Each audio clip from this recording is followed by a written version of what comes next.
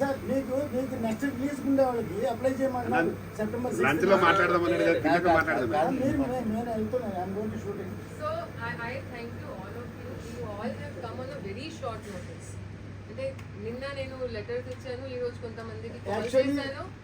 Actually, I don't know. And you I have am come. coming here. He is my vice president. He called me, sir. Please come to. You are the president of Andhra Film Chamber. This is a meeting.